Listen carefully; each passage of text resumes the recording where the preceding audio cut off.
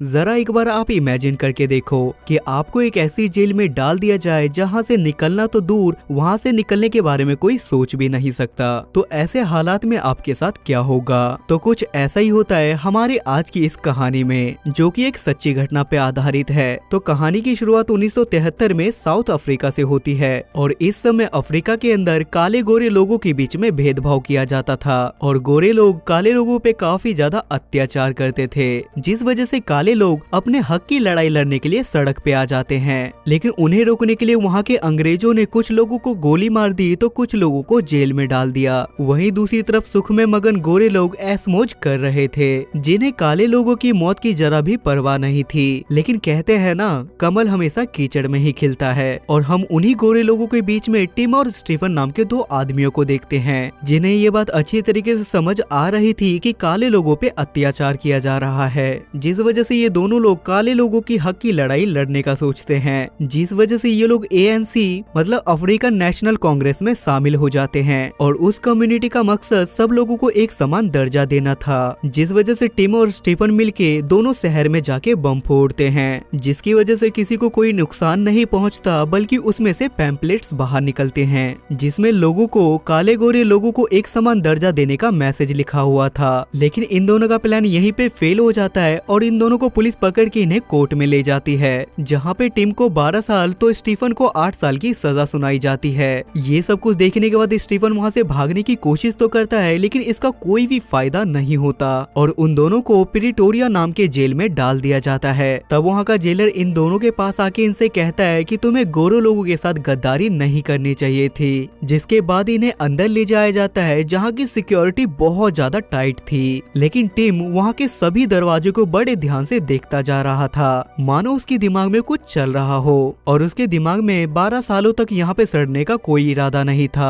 उसके बाद इन दोनों को अपने अपने सेल में डाल दिया जाता है। अब क्योंकि इन दोनों का सेल एक ही साथ था, जिस वजह से ये दोनों वॉल को नॉक करके एक दूसरे को कम्युनिकेट करते थे। अगली सुबह उठ के जब ये लोग खाना खाने के लिए जाते हैं तो इन्हें वहाँ पे कैदी दो अलग अलग ड्रेसेस में मिलते हैं। लेकिन वहाँ पे टिम की मुलाकात डैनियल नाम के एक आदमी से होती है, जो कि वहाँ पे उम्र कैद की सजा काट रहा था। वो टिम के पास आके उससे कहता है कि मैंने भी तुम्हारी तरह काले लोगों के लिए आवाज उठाई थी, और वो उसे ये भी बताता है कि हम लोग ब्लू ड्रेस वाले लोगों के साथ नहीं बैठते, क्योंकि वो लोग एक नंबर के खूनी और रेपिस्ट हैं। तब टिम भी उसे बताता है कि हमें यहाँ पे 12 और 8 साल की जेल हुई है, लेकिन इतने दिनों तक हम यहाँ पे नहीं रुक सकते। उसके बाद अगली सुबह डैनियल रनिंग के दौरान इनसे दोबारा मिलता है और वो इन्हें बताता है कि अगर तुम दीवार पार करके यहाँ से भागना चाहते हो तो ये बिल्कुल इम्पॉसिबल है, क्योंकि यहाँ की दीवार 20 फीट ऊंची है और ऊपर सिक्योरिटी गार्ड की भी बहुत ज्यादा टाइट सिक्योरिटी है और तुम यहाँ से सुरंग खोद के भी बाहर नहीं निकल सकते, क्योंकि ये जेल बहुत ज्यादा बड़ा है और तुम घूम फिर के वापस से जेल के अंदर ही आ जाओगे। और इसलिए डैनियल उसे बताता है कि अगर तुम्हें अपनी जान प्यारी है तो तुम यहाँ से भागने की कोई भी कोशिश मत करना। तब डैनियल के वहाँ से जाते के साथ एक लियोनार्ड नाम का आदमी इनके पास आ जाता है और वो इन्हें बताता है कि अगर तुम यहाँ से भागने का प्लान बना रहे हो तो इस प्लान में मैं भी तुम्हारे साथ हूँ। और डैनियल हर आने वाले नए कैदी के साथ ऐसे ही बर्ताव करता है, लेकिन तुम्हारे यहाँ आने से पहले भी कुछ कैदियों ने यहाँ से भागने की कोशिश की थी, लेकिन बदकिस्मती से वो लोग यहाँ पे पकड़े गए। लेकिन इन तीनों को बात करते हुए ऊपर से एक जेलर देख रहा था, जिसे इन पे डाउट हो जाता है। अब ऐसे ही देखते 23 दिन बीत जाते हैं। उसके बाद रात में सारे कैदी सो जाते हैं, लेकिन टिम अभी भी बैठ के सोच रहा था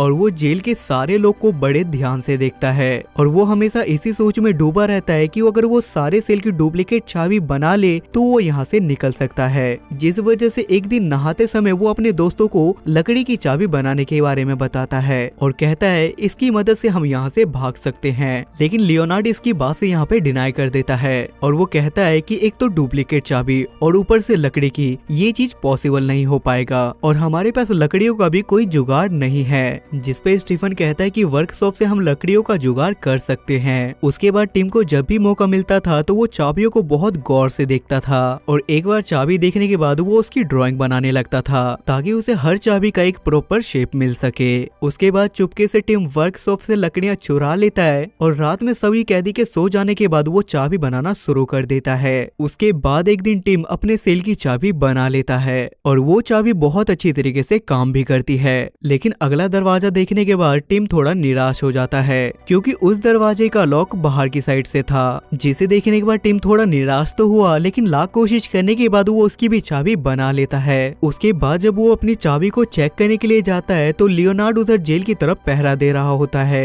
हालांकि उसकी दूसरी चाबी काम तो करती है, लेकिन जैसे ही वो अपनी चाबी को उस ताले में से बाहर निकालता है तो उसकी चाबी टूट के अंदर ही रह जाती है। तब लियोनार्ड उसे बताता है कि कोई जेलर यहाँ पे आ रहा है, जिसे देखने के बाद टिम काफी ज्यादा घबरा जाता है और वो किसी तरीके से चाबी के टुकड़े को वहाँ से बाहर निकाल लेता है, लेकिन जल्दबाजी के चक्कर में वो उस दरवाजे को बंद नहीं कर पाता। उसके बाद जब मोंगो नाम का जेलर वहाँ पे पहुँचता है तो सेल की दरवाजे को खुला देखने के बाद वो थोड़ा हैरान हो जाता है, क्योंकि इतने सालों में उसके साथ ऐसा कभी नहीं हुआ था। जिसके बाद वो ज्यादा ध्यान ना देते हुए उस दरवाजे को बंद करके वहाँ से चला जाता है। अब देखते ही देखते जेल के अंदर इन लोगों को 142 दिन हो जाते हैं और इनकी टेंशन दिन ब दिन बढ़ती ही जा रही थी, क्योंकि इन्हें ये समझ नहीं आ रहा था कि सेल के बाहर वाले दरवाजे को हम कैसे खोलें, क्योंकि वो दरवाजा सिर्फ बाहर से ही खुलता था। तब लियोनार्ड टिम को बताता है कि हम एक रस्सी के सहारे से उसे खोल सकते हैं, जिसपे टिम उसे बताता है कि खाली रस्सी के सहारे से चाबी लगाना हमारे लिए काफी नहीं होगा,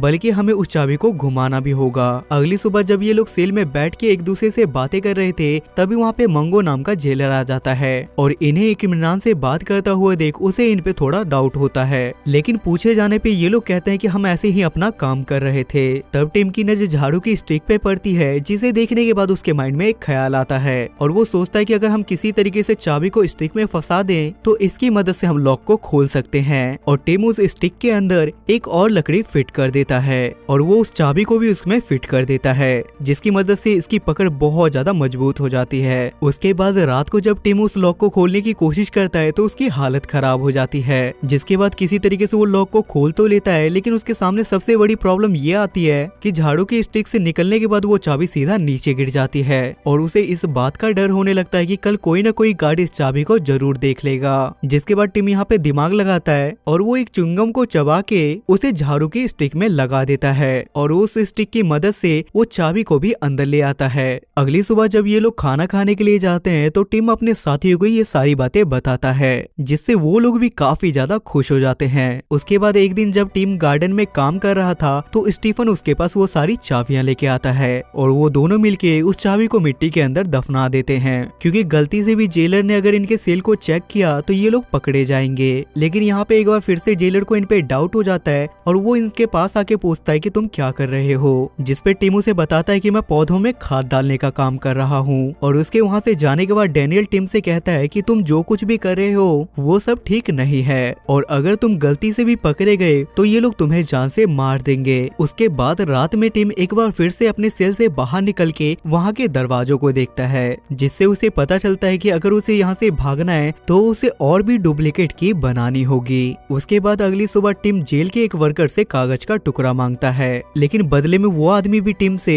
एक सिगरेट का पैकेट और साबुन मांगता है, लेकिन पेपर मिलने के बाद टिम भी उसके लिए सिगरेट और साबुन छुपा देता है। अब इनको यहाँ पे 296 दिन हो गए थे, जिस वजह से रात में लियोनार्ड और टिम उठ के आगे के दरवाजे को चेक करने के लिए जाते हैं कि आगे इन्हें कितने दरवाजे पार करके यहाँ से भागना है। तभी ये लोग अपनी बनाई हुई चाबी से आगे का दरवाजा खोल के आगे बढ़ जाते हैं, लेकिन तभी अचानक से एक मोटा गार्ड इनकी तरफ आने लगता है, जिस वजह से ये लोग साइड में जाके एक दरवाजे के पीछे छुप जाते हैं। लेकिन अच्छी बात तो ये है कि वो मोटा आदमी इनके बगल से गुजरता है और उसे इनके बारे में बिल्कुल भी पता नहीं चलता और उस गार्ड के वहाँ से जाते के साथ ही ये लोग आगे का दरवाजा खोलने लगते हैं। लेकिन तभी डैनियल जोर जोर से खांसने लगता है और खांस के इन्हें सिग्नल देता है और ये लोग भी डैनियल का सिग्नल समझ के दोबारा से उस दरवाजे के पीछे जाके छुप जाते हैं और उस मोटे गार्ड के जाते के साथ ही ये लोग वापस से अपने सेल के अंदर आ जाते हैं। और अपने सेल के अंदर आने के बाद टिम अपनी सारी चाबियों को एक जग के अंदर छुपा देता है। अब क्योंकि रात में ये लोग जगे थे, जिस वजह से टिम दिन में ज्यादा देर तक सोता रहता है। तभी मंगो नाम का जेलर टिम के पास पहुंच जाता है और वो टिम को बाहर निकाल के खुद ही उसके सेल को चेक करने लगता है, क्योंकि उसे टिम पे शक था।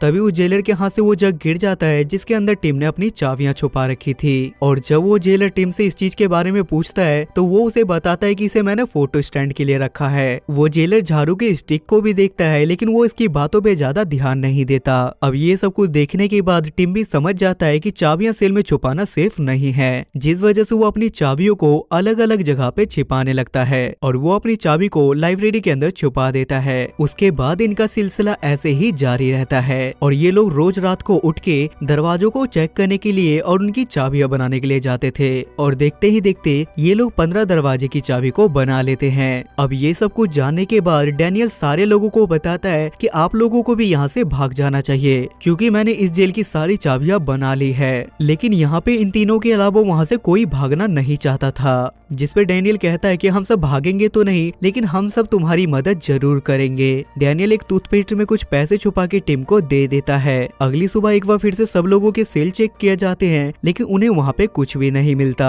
अब इस जेल की पूरी जानकारी देने के लिए टिम एक कागज के टुकड़े को एक लकड़ी की मदद से स्टीफन की तरफ कर देता है और ये वही कागज का टुकड़ा होता है जो टिम ने उस दिन उस वर्कर से मंगाया था। और उस नक्शे को देखने के बाद इन्हें बहुत सारी चीजों का पता चल जाता है कि आखिर ये लोग कहाँ से निकल सकते हैं। उसके बाद टिम अपने सेल से बाहर निकलता है और वो जाके स्टीफन और लियोनार्ड के सेल को भी खोल देता है और जेल से बाहर निकलने के लिए ये लोग कुछ कपड़े भी वहाँ से उठा लेते हैं, जिसके बाद ये लोग एक एक दरवाजा खोल के आगे बढ़ने लगते हैं। लेकिन तभी डैनियल अपने सेल के एक लाइट को फ्यूज कर देता है, जिसकी वजह से शॉर्ट सर्किट होता है और सब जगह की लाइट कट जाती है और प्लान के हिसाब से सारे कैदी जेलर को वहाँ पे बुलाने लगते हैं और वो सब लोग अपने सेल के लाइट को ठीक करने के लिए कहते हैं और वो लोग ऐसा इसलिए करते हैं ताकि उन तीनों को यहाँ से भागने का समय मिल सके। उसके बाद ये तीनों सारे दरवाजे को पार करके आगे बढ़ जाते हैं और सामने इन्हें इलेक्ट्रिक दरवाजा मिलता है जो कि कोई गार्ड खोल सकता था। अब गार्ड भी वहाँ से निकल के जा चुका था, जिस वजह से लियोनार्ड गार्ड के कमरे में जाके उस दरवाजे को खोल देता है। अब इनके सामने जेल का सबसे आखिरी दरवाजा आता है, जिसे ये लोग अपनी सारी चाबियों से खोलने की कोशिश करते हैं, लेकिन इनकी कोई भी चाबी उस लॉक को नहीं खोल पाती, जिस वजह से लियोनार्ड को काफी ज्यादा गुस्सा आ जाता है और वो गुस्से में उस दरवाजे को तोड़ने लगता है, जिससे वहाँ पे काफी ज्यादा शोर तो होता है, लेकिन सारे कैदियों के हल्ला की वजह से कोई भी जेलर इनके शोर को नहीं सुन पाता